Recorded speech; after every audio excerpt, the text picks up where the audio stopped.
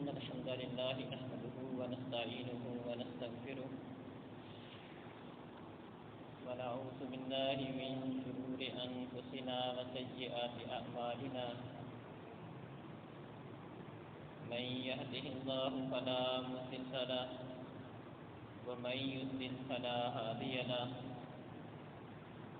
وأشهد أن لا إله إلا الله وحده لا شريك له وأشهد أن محمدا عبده ورسوله أعوذ بالله من الشيطان الرجيم يا أيها الذين آمنوا اتقوا الله حق تقاته ولا تموتن إلا وأنتم مسلمون يا أيها الناس اتقوا ربكم الذي خلقكم من نفس واحدة وخلق منها زوجها وبث منهما رجالا كثيرا ونساء واتقوا الله الذي تساءلون به والأرحام إن الله كان عليكم رقيبا يا أيها الذين آمنوا اتقوا الله وقولوا قولا سديدا يصلح لكم أعمالكم ويغفر لكم ذنوبكم ومن يطع الله ورسوله فقد فاز فوزا عظيما أما بعد فإن خير الحديث كتاب الله وخير الهدي هدي محمد صلى الله عليه وسلم وشر الأمور محدثاتها وكل محدثة بدعة وكل بدعة ضلالة وكل ضلالة في النار والسابقون الأولون من المهاجرين والأنصار والذين اتبعوهم بإحسان رضي الله عنهم ورضوا عنه وأعد لهم جنات تجري تحتها الأنهار خالدين فيها أبدا ذلك الفوز العظيم.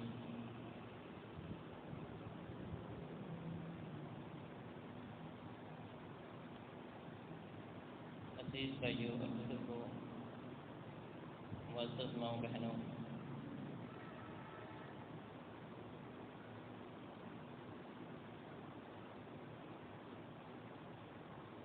دین اسلام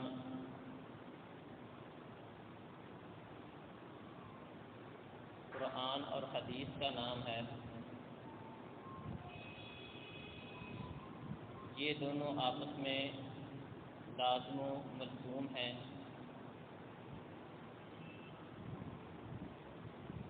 قرآن و مجید کو سمجھنے کے لیے نبی کریم صلی اللہ علیہ وسلم کے فرامین کو سمجھنا، آپ کی احادیث کو سمجھنا یہ ضروری ہے.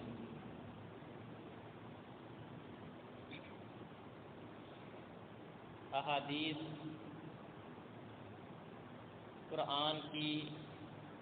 تفسیر ہیں. اللہ رب العزت نے قرآن و مجید کے اندر جن احکامات کو اجمالاً ذکر کیا ہے، نبی کریم صلی اللہ علیہ وسلم نے اپنے اقوال اور افعال کے ساتھ ان کی وضاحت فرمائی ہے.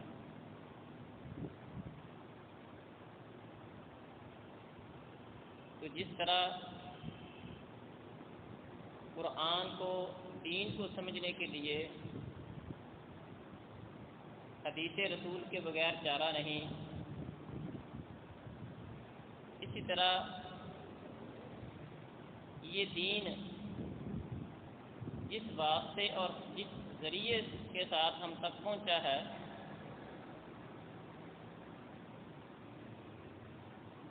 اس واسطے کی قدر کرنا،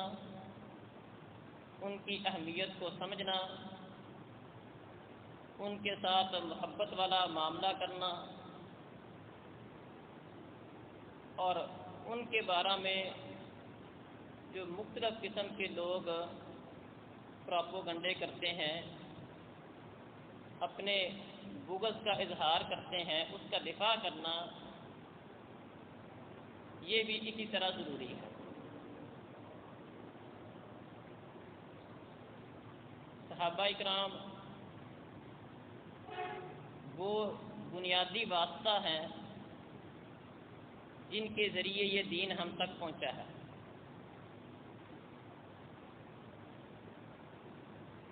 قیامت تک دین جو اپنی اصلی شکل میں باقی رہے گا، اس میں صحابہ اکرام کا ایک بنیادی کردار ہے کہ انہوں نے نبی کریم صلی اللہ علیہ وسلم سے اس دین کو سیکھا، اس دین کو حاصل کیا اور اپنے اقوال اور افعال کے ساتھ اس دین کو آگے لوگوں تک پہنچایا، اور اسی طرح ان لوگوں نے اس دین کی تبلیغ دوسرے علاقوں تک اسے پہنچانے کے لیے ایک بنیادی کردار ادا کیا۔ اگر آج ہم مسلمان ہیں، کلمہ پڑھتے ہیں، نماز پڑھتے ہیں، دین اسلام کے کوئی امور سر انجام دیتے ہیں، تو اس میں صحابہ کرام کا ایک بنیادی کردار ہے۔ کچھ لوگ صحابہ کرام کے بارے میں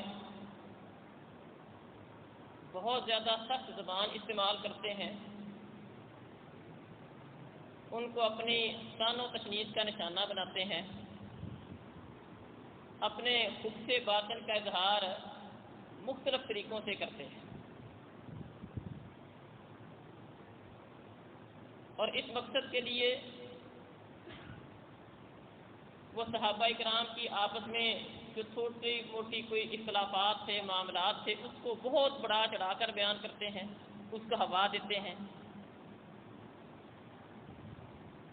ہم انشاءاللہ ان آنے والے خطبات جمعہ کے اندر صحابہ کرام کے بارے میں، ان کی خدمات کے بارے میں، ان کے مقام اور مرتبے کے بارے میں جو قرآن اور حدیث نے بیان کیا ہے انشاءاللہ گفتگو کریں گے، تاکہ ہمارے دلوں میں صحابہ کرام کی حقیقی محبت اجاگر ہو، ان کا حقیقی مقام جو قرآن نے بیان کیا ہے وہ ہمارے سامنے آئے، اور ہم ان کا دفاع کرنے والے بنے، ان سے محبت کرنے والے بنے، ان کے طور طریقوں کو اپنانے والے بنے۔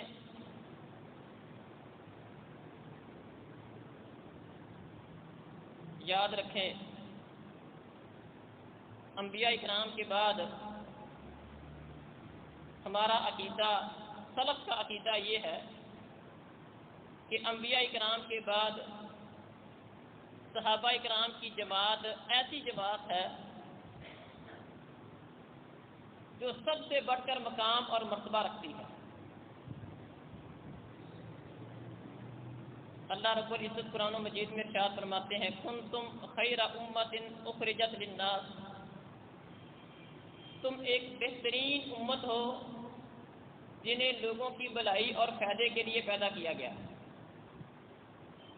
امت کا لفظ اگرچہ ساری امت کو شامل ہے، لیکن اس کا بالاولیٰ اطلاق صحابہ کرام پر ہوتا ہے، اور نبی کریم صلی اللہ علیہ وسلم کا اپنے صحابہ کے بارے میں واضح دو ٹوک جو الفاظ ہیں پیارے نبی صلی اللہ علیہ وسلم کے صحیح بخاری میں ہیں۔ فرمایا کہ خیر امتی کرنی ثم الذین یلونہم ثم الذین یلونہم، میری امت کے زمانوں میں سے سب سے بہترین زمانہ وہ زمانہ ہے جس زمانے کے اندر میں موجود ہوں۔ میرے زمانے کے لوگ سب سے بہترین لوگ، اور آپ کے زمانے کے جو لوگ تھے وہ آپ کے صحابہ کرام تھے، آپ کے ساتھی تھے۔ ثم الذین یلونہم، پھر وہ لوگ جو ان کے بعد آنے والے ہیں یعنی کہ تابعین کا زمانہ بہترین زمانہ ہے۔ تو نبی کریم صلی اللہ علیہ وسلم نے اپنے صحابہ کے اپنے زمانے کے لوگوں کو سب سے بہترین زمانہ اور اس زمانے میں پائے جانے والے لوگوں کو سب سے بہترین لوگ قرار دیا۔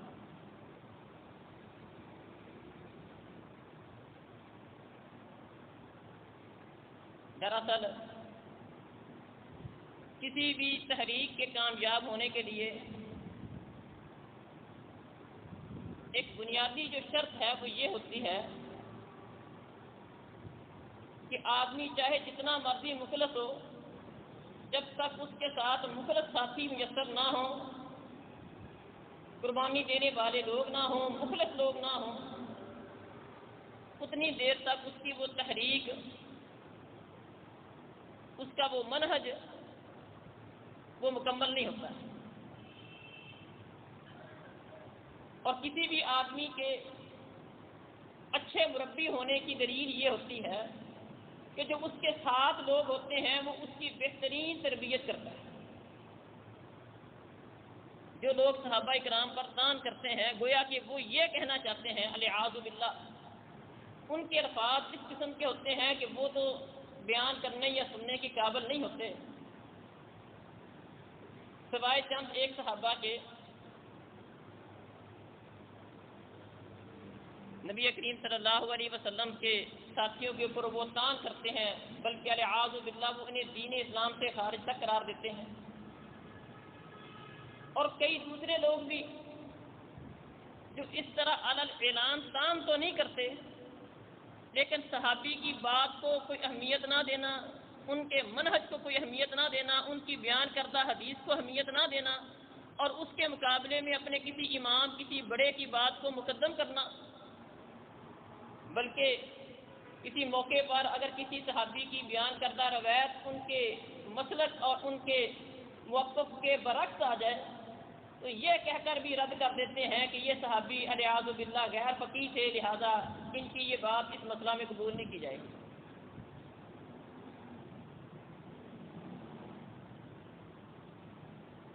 عبداللہ ابن مسعود رضی اللہ عنہ فرماتے ہیں ان اللہ نظر فی قلوب العباد، اللہ رب العزت نے بندوں کے مخلوق کے دلوں کو دیکھا،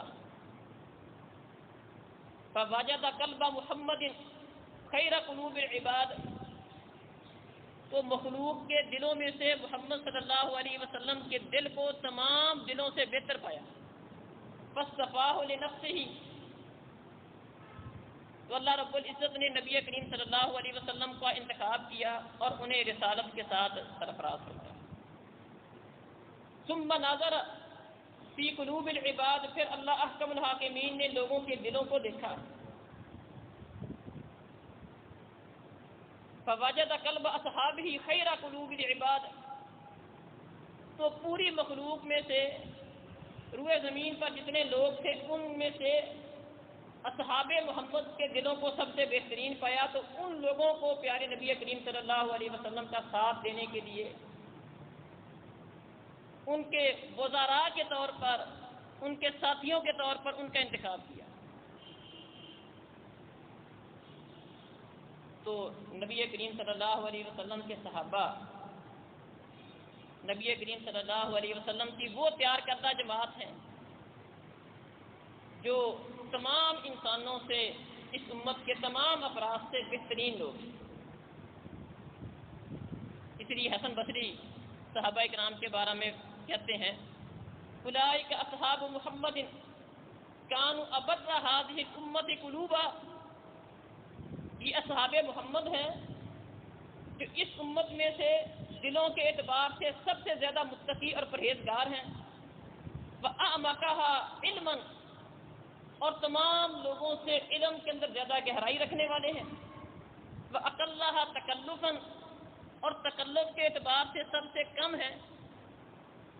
اختارهم اللہ عز وجل لصحبت نبیہ واقامت دینہ، اللہ احکم الحاکمین نے ان لوگوں کو اپنے نبی کا ساتھ دینے کے لیے اور اپنے دین کی سربلندی کے لیے ان کا انتخاب فرمایا۔ فتشبہوا باخلاقہم وطرائقہم، تو لوگوں تم پیارے نبی کے ان صحابہ کے طور طریقوں کو، ان کے اخلاق کو، ان کی عادات کو اپناؤ، لا تسبوا، ان کو اپناؤ، اور فرب الکعبہ، کعبہ کے رب کی قسم کہنے لگے کہ یہ صراط مستقیم پر ہیں، یہ ہدایت پر ہیں۔ تو عزیز بھائیوں اور بزرگوں، صحابیت بذات خود ایک ایسا درجہ ہے، نبی کریم صلی اللہ علیہ وسلم کے اوپر ایمان لانا، آپ کا دیدار نصیب ہونا، آپ کا ساتھ دینا، بالخصوص وہ لوگ جو پہلے جنہوں نے یہ کام کیا تھا، شروع کے اندر جو مسلمان ہوئے، جیسے ابو بکر تھے، عمر تھے، عثمان تھے، علی تھے، اس طرح دیگر صحابہ کرام جو ہجرت سے پہلے مسلمان ہوئے، مہاجرین میں سے، انصار میں سے، ان کا تو ایک اپنا ہی ایک مقام ہے، ایک مرتبہ ہے۔ اللہ رب العزت قرآن مجید کے اندر ارشاد فرماتے ہیں والسابقون الاولون من المہاجرین والانصار، یہ شروع میں پہل مہاجرین اور انصار میں سے جو سبقت لے جانے والے ہیں، والذین اتبعوہم بإحسان، اور پھر بعد میں جو اچھے طریقے کے ساتھ ان کی پیروی کرنے والے ہیں، رضی اللہ عنہم ورضوا عنہ، اللہ رب العزت ان سے راضی ہو گیا اور یہ اپنے رب سے راضی ہو گیا۔ وَعَدَّ لَهُمْ جَنَّاتٍ تَجْرِي تَحْتَهَا الْأَنْهَارُ، اور اللہ احکم الحاکمین نے ان کے لیے ایسی جنتیں، ایسے باغات تیار کیے ہیں جن کے نیچے نہریں چلتی ہیں، خالدین فیہا ابدا، ان جنتوں کے اندر یہ ہمیشہ رہیں گے، ذالک الفوز العظیم، یہ بہت بڑی کامیابی۔ اب دیکھیں، قرآن نے ان سبقت کرنے والے اور دوسرے صحابہ کرام کے بارے میں بھی جنت کی بشارت دی، اور اس بات کا اعلان فرمایا کہ میں رب ان سے راضی، یہ مجھ سے راضی۔ اس کے باوجود اگر کوئی بندہ کسی صحابی پر طعن کرے، ہمارا جیسا کہ میں نے بیان کیا کہ ہمارا منہج اور موقف سلف کا اور ہمارا یہ ہے کہ صحابہ کرام، جتنے بھی صحابہ کرام سب کے سب مغفور عنہم ہے، اللہ رب العزت نے انہیں معاف کیا ہے۔ اگر ان سے کوئی غلطی بھی ہوئی ہے تو اللہ رب العزت نے ان کی نیکیوں کی لاج رکھتے ہوئے ان کے گناہوں کو معاف کر دیا ہے۔ رضی اللہ عنہ ورضوا عنہ، اللہ کا قرآن کہتا ہے میں ان سے راضی، یہ مجھ سے راضی۔ وہ حاطب بن ابی بلتہ کا واقعہ ہمارے سامنے ہے، بڑی غلطی ہوئی، پیارے نبی صلی اللہ علیہ وسلم نے مکہ کی طرف سفر کرنے کا ارادہ فرمایا، مکہ کو فتح کرنے کا ارادہ فرمایا، ان کے دل میں خیال آیا میرا وہاں پر کوئی کنبا قبیلہ نہیں ہے، بیوی بچے وہاں پر ہیں، کنبا قبیلہ کوئی نہیں ہے، ایک احسان کرنا چاہا، باقی لوگوں کے وہاں پر کنبے قبیلے موجود ہیں، خاندان موجود ہیں، یہ حاطب بن ابی بلتہ مکہ کے رہنے والے نہیں تھے، باہر سے آئے تھے، یہ بات سوچ کر ایک احسان کرنا چاہا مکہ والوں پر تاکہ ان کا گھرانہ وہاں پر محفوظ رہے، ایک خط لکھ کر وہاں پر ایک عورت کو دے کر بھیج دیا کہ مکہ والوں کو بتا دو پیارے نبی تم پر حملہ آور ہونے والے ہیں۔ اللہ نے وحی کے ذریعے بتا دیا، خط واپس منگوایا گیا۔ عمر فاروق رضی اللہ عنہ کہنے لگے مجھے اجازت دے میں ایسے قتل کر دوں، اس نے اتنی بڑی جرت کی، مسلمانوں کا راز فاش کر دیا۔ قربان جائیں، کیا فرمایا پیارے نبی صلی اللہ علیہ وسلم نے؟ فرمایا حاطب، فرمایا عمر نہیں، یہ حاطب میرا وہ صحابی ہے، وہ ساتھی ہے جو جنگ بدر میں میرے ساتھ شریک تھا، اور تو نہیں جانتا فإنك لا تدري لعل الله اطلع على اهل بدر فقال افعلوا ما شئتم قد غفرت لكم، تو نہیں جانتا یہ میرا بدری صحابی ہے، اور بدر میں شریک ہونے والوں کے متعلق اللہ رب العزت نے جب انہیں دیکھا، ان کے متعلق اس بات کا اعلان کر دیا، پیش کی انہیں معافی دے دی، تم سے کوئی بھی غلطی سرزد ہوگی میں نے تمہیں پیش کی معافی دے دی، تم نے کارنامہ ہی اتنا بڑا دیا، قربانی اتنی بڑی دی ہے کہ اگر تم سے کوئی غلطی بھی ہوگی میں نے معاف کر دیا، پیش کی معاف کر دی، یہ میرا بدری ساتھی۔ یہ مطلب ہے، یہ نہیں ہم کہتے کہ صحابہ کرام معصوم عن الخطا ہیں، ان سے غلطی کوئی نہیں ہو سکتی، ہم کہتے ہیں کہ صحابہ کرام سے اگر کوئی لغزش ہوئی ہے، کوئی غلطی ہوئی ہے، ان کی قربانیاں اس قدر زیادہ ہیں کہ اللہ رب العزت نے ان کے لیے اس بات کا اعلان کر دیا رضی اللہ عنہم ورضوا عنہ۔ ایک دفعہ آپ کے ایک ساتھی کو، عبد الرحمن کو، کوئی بات ہوئی تو خالد بن ولید رضی اللہ عنہ نے کوئی سخت بات کہہ دی۔ خالد بن ولید رضی اللہ عنہ بعد میں مسلمان ہونے والے تھے اور عبد الرحمن بن عوف شروع میں اسلام لانے والوں میں سے تھے۔ پیارے نبی کریم صلی اللہ علیہ وسلم کو یہ بات برداشت نہ ہوئی۔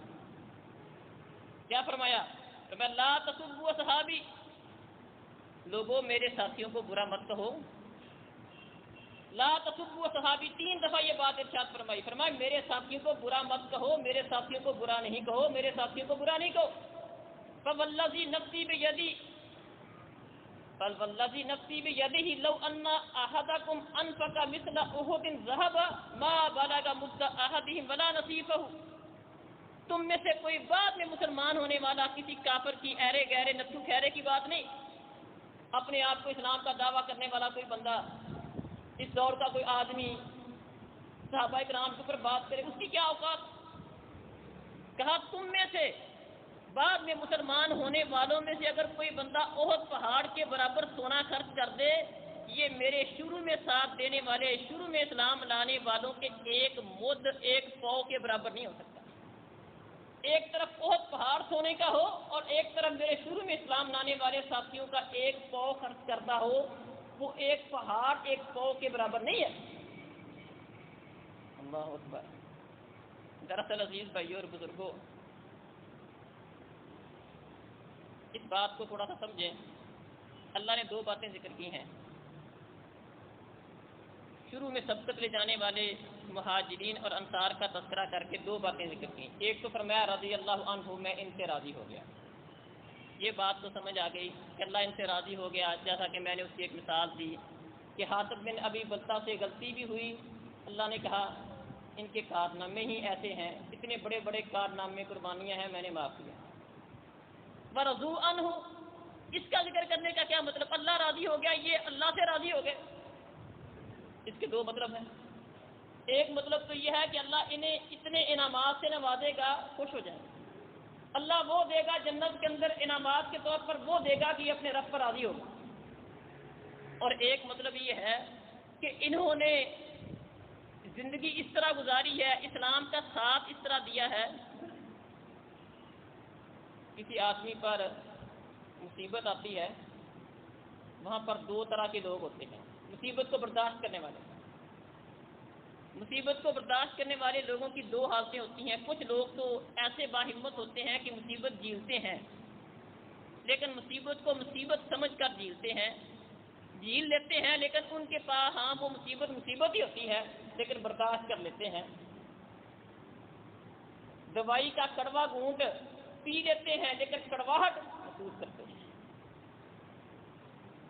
اور کچھ لوگ مصیبت اس انداز میں جیوتے ہیں کہ وہ مصیبت بھی ان کو راحت نظر آتی ہے، اس قدر خوشی کے ساتھ جیوتے ہیں جس طرح بندہ عیش و آرام کی زندگی خوشی کے ساتھ اس کو قبول کرتا ہے، اس طرح وہ مصیبتوں والے معاملات بھی بڑی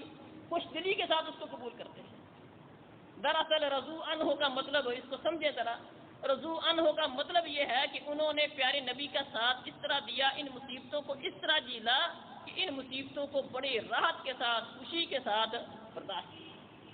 جس طرح بندہ زندگی کی راحتوں سے لذت اٹھاتا ہے، اس طرح انہوں نے پیارے نبی کا ساتھ دینے میں، 23 سالہ آپ کی زندگی میں آپ کا ساتھ دینے میں آنے والی پریشانیوں کو مزے کے ساتھ، لطف کے ساتھ اس کو برداشت کیا۔ ان کی ایمانی محبت اس قدر زیادہ تھی، پیارے نبی کے ساتھ ان کی محبت اس قدر زیادہ تھی کہ وہ مصیبتیں بھی انہیں مصیبتیں نظر نہیں ہیں۔ اس کی مثالیں ہمارے سامنے ہیں۔ بندہ خبیب رضی اللہ عنہ کی شہادت ہے، سولی پہ لٹکایا جا رہا ہے، نیزوں کے تیروں کے وار چل رہے ہیں اور زبان پر الفاظ کیا ہیں؟ لست ابالی حین اقتل مسلمہ علی ای جنب کان فی اللہ مصرعی۔ جب اللہ کی راہ میں کٹ جاؤں، یہ جان اللہ کی راہ میں چلی جائے، مجھے کوئی پرواہ نہیں ہے کیسے مارا جاتا ہوں، کیسے قتل کیا جاتا ہوں، کیسے میری لاش کی بے حرمتی کی جاتی ہے، میرے ساتھ کیا کیا جاتا ہے، بس اگر میں اللہ کی راہ میں مارا جاؤں، اللہ کی راہ میں کٹ جاؤں، میرے لیے اس سے بڑھ کر اعزاز والی بات ہی کوئی نہیں۔ قربان جائیں، یہ بھی بڑا مسئلہ ہے، لیکن نظریہ کیا ہے، سوچ کیا ہے، اس بڑی آنے والی مصیبت کے متعلق خیال کیا ہے، لست و بالی، مجھے کوئی پرواہ نہیں، الا ای جنب کان فی اللہ مصرعی، کہ اللہ کی راہ میں کہاں کٹتا ہوں، کہاں گرتا ہوں، مجھے کوئی پرواہ نہیں ہے، بشرطے کہ میں مسلمان ہوں، اسلام پر قربان ہو جو، اس سے بڑھ کر میرے لیے اعزاز والی بات کیا ہے۔ ایک اور بندہ تھا، وہ 70 صحابہ جو پیارے نبی کے شہید ہوئے تھے، ان میں سے ایک کو گرا گیا، شہید ہونے لگا، تیر لگا، کیا لفاظ تھے اس کے، فزت ورب الکعبہ، کعبہ کے رب کی قسم میں تو کامیاب ٹھہر گیا۔ اسلام پر، اسلام کے دفاع پر، پیارے نبی کی محبت میں اللہ نے مجھے قبول کر لیا، میرے لیے اس سے بڑی کامیابی والی بات کیا، فزت ورب الکعبہ، کعبہ کے رب کی قسم میں تو کامیاب ہو گیا۔ انہوں نے مصیبت کو مصیبت نہیں سمجھا، مصیبت کو راحت سمجھ کے گزارا۔ یہ ہے ورضوا عن، اللہ ان سے راضی کہ اپنے رب پر اتنے خوش تھے، اتنے راضی تھے، اتنے خوش تھے کہ ہر آنے والی مصیبت کو اس طرح جھیلا ہے، جس طرح بندہ راحت کی زندگی خوش ہو کے برداشت کرتا ہے، خوش ہو کے اس کو گزارتا ہے، اس طرح مصیبتیں بھی انہوں نے خوش ہو کے گزاری، کبھی وویلا نہیں کیا۔ اللہ اکبر۔ سعد بن ربیع زخموں سے چور ہیں احد کے میدان میں، 70 سے زیادہ انہیں زخم لگے تھے۔ ان کی بہن نے انہیں انگلی کے ایک پور کے ساتھ، جہاں پر بچپن میں کوئی دانت کاٹا تھا، اس سے ان کی شناخت کی تھی کہ یہ میرا بھائی سعد ہے۔ اس حالت کے اندر صحابہ کرام ان کے پاس پہنچے، کہا کوئی وصیت کرنا چاہتے ہو؟ کہا میرا سلام پیارے نبی صلی اللہ علیہ وسلم تک پہنچا دینا، اور میری قوم کو پیغام دینا کہ میرے بعد جہاد کا رستہ ترک نہ کرنا، جہاد کو نہ چھوڑنا، پیارے نبی کے ساتھ کو نہ چھوڑنا۔ اگر تم نے پیارے نبی کا ساتھ چھوڑ دیا، پیارے نبی کو کوئی نقصان ہو گیا، میرا تمہارے ساتھ کوئی تعلق نہیں ہوگا۔ یہ وہ بندہ کہہ رہا ہے جو خود زخموں سے چور ہے اور جس کو اپنی شہادت، اپنی موت سامنے نظر آ رہی ہے، اسے فکر کس بات کی ہے، دھیان کس طرف ہے، پیارے نبی کو میرا سلام کہنا اور میرے ساتھیوں کو یہ پیغام دے دینا۔ اللہ اکبر۔ عمار بن زیاد زخموں سے چور ہے، شہادت کا وقت قریب ہے، پیارے نبی کریم صلی اللہ علیہ وسلم ان کے پاس جاتے ہیں اور ان کی پوچھتے ہیں عمار تمہاری کوئی آرزو، کوئی خواہش جسے تم چاہتے ہو وہ پوری ہو جائے؟ وہ زخموں سے چور آدمی رضی اللہ عنہ و رضوا عنہ،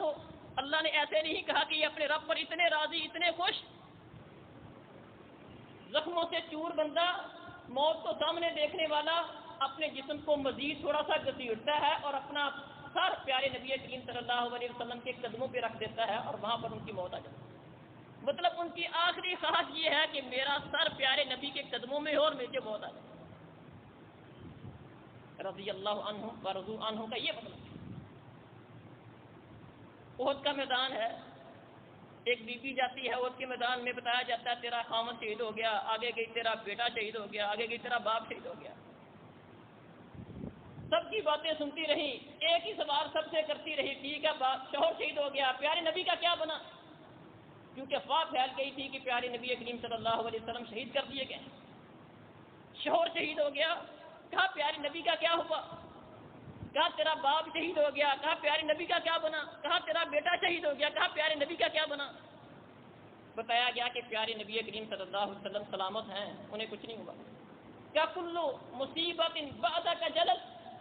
پیارے نبی کو دیکھنا تھا، کہنے لگی کہ آپ کے بعد اگر آپ سلامت ہیں تو آپ کے بعد ساری مصیبتیں، ان کی کوئی وقت نہیں۔ بیٹا قربان ہو جانا، باپ کا قربان ہو جانا، شوہر کا قربان ہو جانا، اگر آپ سلامت ہیں کوئی مسئلہ نہیں ہے۔ یہ تھا رضی اللہ عنہم و رضوا عنہ۔ اسلام کی، دین کی، پیارے نبی کی محبت اس قدر غالب تھی کہ ساری چیزوں کو خوشی سے برداشت کیا۔ خنسا رضی اللہ عنہ کی مثال ہمارے سامنے، جنگ قادسیہ میں اپنے 4 جوان بیٹے یکے بعد دیگرے قربان کیے، 4 بیٹوں کی شہادت یکے بعد 4 بیٹوں کی ایک ہی جنگ میں شہادت۔ اطلاع پا کر کیا کہتی ہے؟ الحمدللہ الذی اکرمنی بشہادتہم،